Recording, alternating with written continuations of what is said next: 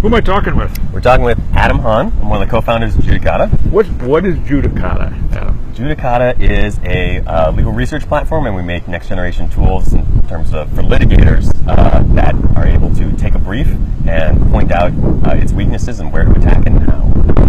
Now, you were one of the founders of the company, right? Yeah. How long has Judicata been around? It's been around for a while. It's a long haul. It's since 2012. Okay.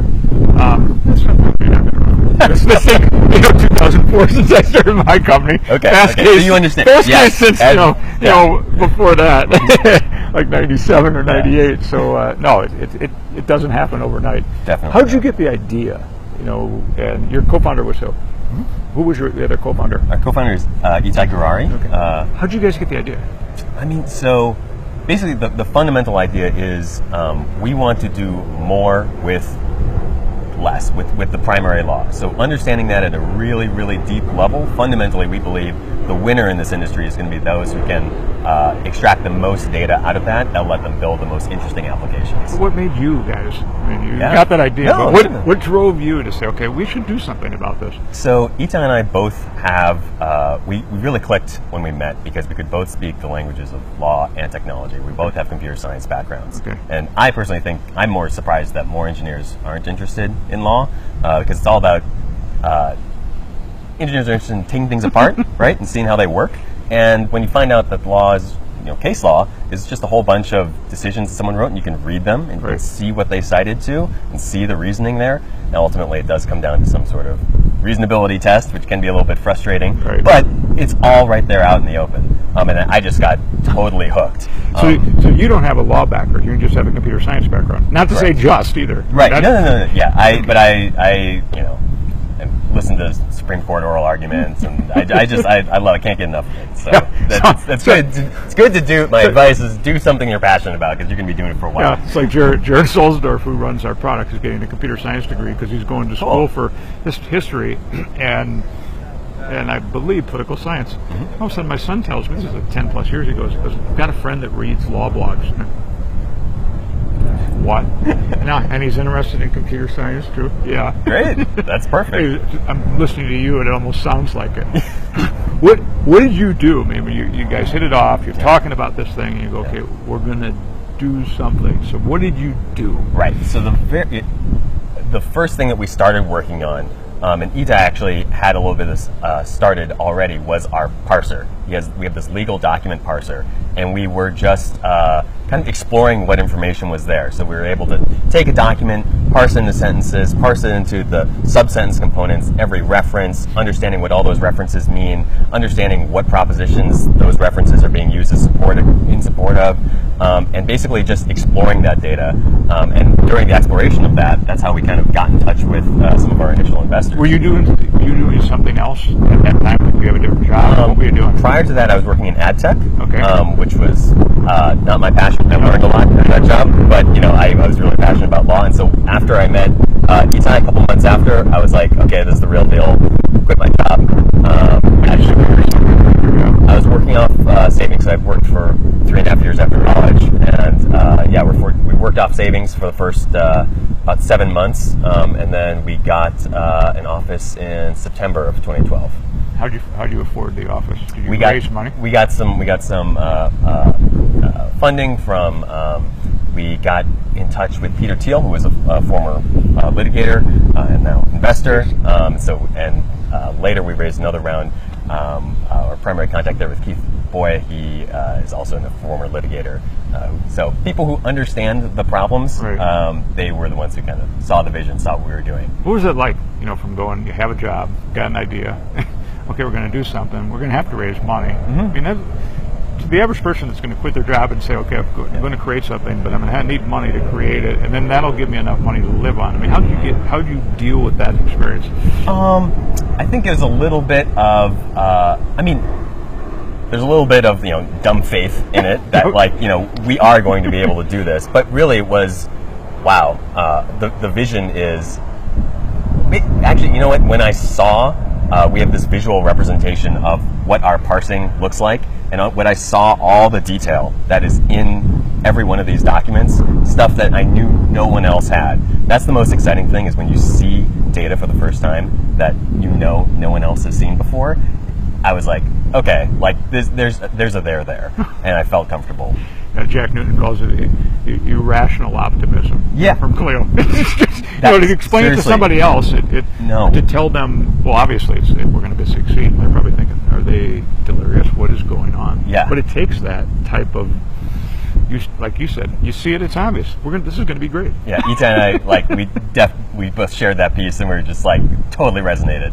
You have to be irrationally optimistic sometimes. So when you guys started by yourselves, I mean, it's just two of you. Mm-hmm. When did you start hiring employees along the way? That was basically from July, 7 to 9 months after we had secured the funding. We said, okay, now we're able to bring some folks on. Wait, what is the level of commitment that you feel you're making to those people, and what's the risk that they feel that they're feeling like when you're hiring for a startup? It's a little different when you're saying, okay, I'm going to work for EdTech, I'm going to work for this huge organization or a huge law firm. It's a totally different experience recruiting people into these startups. Yeah, so fortunately we're based in San Francisco Bay Area, and so joining a startup is a kind of known thing out there. But yeah, certainly it's they know up front it's a bit riskier. It's not going to be a general 9-to-5 stuff. There's going to be times you got to work late. Going to be times you got to work on the weekend. But we understood very early on that it is not a sprint; it's a marathon. We tried to keep the work-life balance relatively sane. Most startups there's the irrational optimism, but then there's some low points along the way where you go, wow, didn't anticipate this, or wow, we have to deal with this.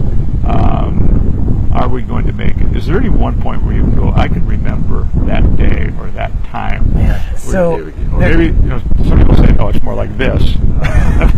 So it's definitely there's super highs, super lows, and often they happen really close back to back one another. There were some times though and again it's highs and lows. There was during a lot of R&D phase. So we were in R&D for a really long time, right, building out this data, and only in the last couple of years have we gone out and been doing public facing stuff. So during some of those R&D, doldrums, it's very iterative. You're working, being like, it doesn't quite work. We need to go back to the drawing board on this. I can just remember hot summer days, holed up in the back conference room, working on some of our cause of action parsing. We're the only people that can parse out the cause of action, understand with really high precision what's going on. But it took a lot of work, and there were just weeks on end stuck in the back of a conference room cranking on this algorithm. And a lot of people will tell you that these algorithms, it's just some AI pixie dust or whatever. Not in our case. It's a lot of just hard work. Yeah. What was the point where you realized you go, we're going to make it? This can work. And I know as an entrepreneur, you always think, okay, something could happen and knock you off your horse. But what was the point where you realized you go, we're going to pull this off? This is going to work. So once we got out of the R&D phase and started going a little bit public, so we released our primary law product. And when we started asking users hey, do you have any interesting stories or whatnot? The user feedback we got was incredible, so inspiring. We put it up on all the walls. We'd get text messages from friends being like, I had so much anxiety going into this afternoon. I thought I was going to have to work all night on this. I used Judicata, pulled up, anxiety immediately relieved. I got my work done and was able to go home. People talking about, I had an hour to research something during this recess, and we found the relevant case in the first 10 minutes. Our opponents found it with 10 minutes left, and we vanquished the Goliath. Right. That was when we were like, okay, what we have been doing is not for naught. This is totally working. Yeah, incredible stories. Now, are you guys focused on California? Correct. Yeah. But that's 20% of the lawyers in the entire United States. Yes. So it's a huge market. Mm-hmm. What's your next Herculean thing that's out there that you want to challenge that's out there for you? And there's many. Yeah. So we are going to be expanding in the next 12 months to Ninth Circuit and U.S. Supreme Court documents. We have a big partnership that we're excited to announce in a few weeks. The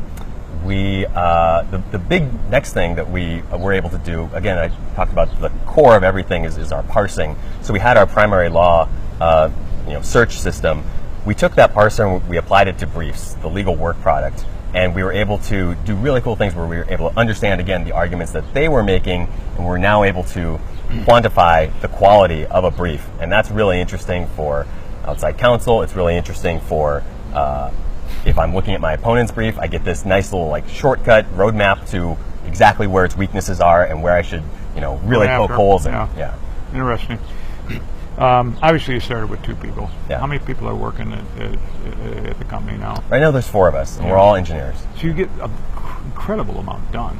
Yeah, with a small amount of people. We do, yeah. And it's also an incredible amount of time, too. I get it, but I mean, you think about it. You guys have started a company from nothing. Yeah. You're making a big dent helping California lawyers. You're doing it with 4 people. Yeah, it is pretty incredible. Again, I think about what's sitting in our database and just the yet to be tapped value in that, and just relationships that no one has seen before, products that we have yet to build.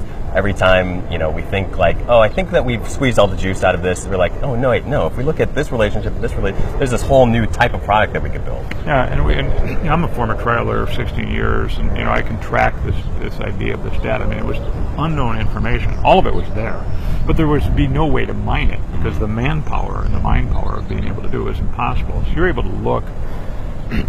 You said it's data, it's text, and to analyze that. What does it mean? What is the strengths of it? What are the weaknesses of it? What are the patterns in it? Exactly. What's good? What's bad? So what I always say about legal text is that it is frustratingly close to being structured. There's a lot of structure there. We know that, we know the general outline of a case, or the general outline of the legal phrases that people use and stuff like that. But yet, it's not a form that you fill out. And so a lot of what we're doing is kind of putting it all on rails. And we're saying, okay, what is the underlying structure here? And we've been able to do that with all sorts of different types of legal documents, from cases to statutes to now briefs. That's very cool. Thank you, sir. Yeah, thank you. This is a pleasure.